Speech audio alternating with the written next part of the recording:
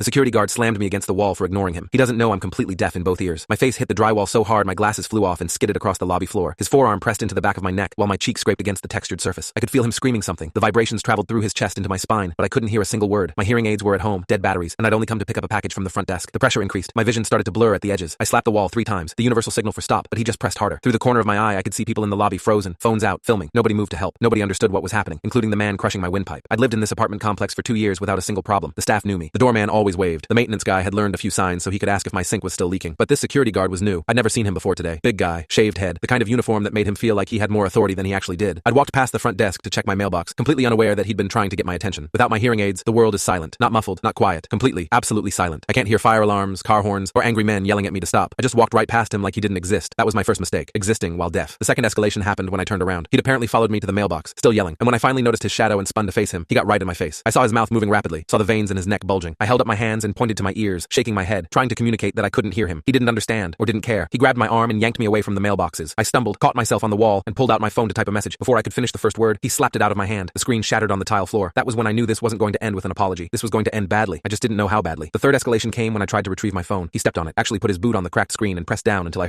felt the glass crunch further. I looked up at him, and he was smiling like he'd won something. I pointed to my ears again, more desperately this time, and mouthed the words, "I'm deaf," as clearly as I could. His smile disappeared. He grabbed my shirt collar and started dragging me toward the lobby. People were staring now. A woman by the elevator had her hand over her mouth. A man in a business suit was backing toward the door. Nobody intervened. The fourth escalation happened when I tried to pull away. He spun me around and slammed me into that wall. The impact knocked the breath out of me. My glasses were gone. My phone was destroyed. I had no way to communicate, no way to explain, no way to prove who I was. But I had one thing he didn't know about. In my back pocket was my disability ID card, the one issued by the state that identified me as profoundly deaf and entitled to accommodations under the ADA. I'd gotten it 3 years ago after an incident at a hospital where a nurse kept yelling at me for not responding. I carried it everywhere now. While his arm pressed against my neck, I managed to reach back and pull the card from my pocket. I held it up over my shoulder, waving it in his peripheral vision. He grabbed it. I felt the pressure ease slightly as he read it. The silence stretched. His arm dropped. I spun around to face him, gasping for air, and saw his expression change from anger to confusion to something that looked almost like fear. Almost, but not quite enough. The fifth escalation occurred when he tried to cover his tracks, grabbing my arm firmly and pulling me toward a back hallway, away from cameras and witnesses. I planted my feet and shook my head. He leaned close, mumbling something I couldn't hear, but read his lips. "We need to talk somewhere private." I yanked my arm free, pointing at the security camera, the onlookers filming, and my disability card in his hand. He realized he was surrounded by evidence of his actions, just as the manager emerged from the back office, her face shifting from confusion to horror. I couldn't hear anything for the next 20 minutes. I just stood there shaking, while the manager made phone calls, and the security guard grew increasingly pale. Someone found my cracked glasses and destroyed phone. A resident fluent in sign language interpreted that the manager was calling the police, and that the security guard had claimed I was aggressive and non-compliant. I showed the manager my disability card and the app on my backup phone with my audiologist records, demonstrating my complete inability to hear without assistance. The security guard said nothing as I presented evidence of my deafness. The police reviewed the lobby footage that night. It showed me walking peacefully past the front desk, the guard yelling at my back, following me, grabbing me, destroying my phone, and slamming me against the wall, all while I repeatedly pointed to my ears and tried to communicate. The guard was arrested for assault in violation of the ADA. The complex fired him before he made bail, and his security license was revoked permanently.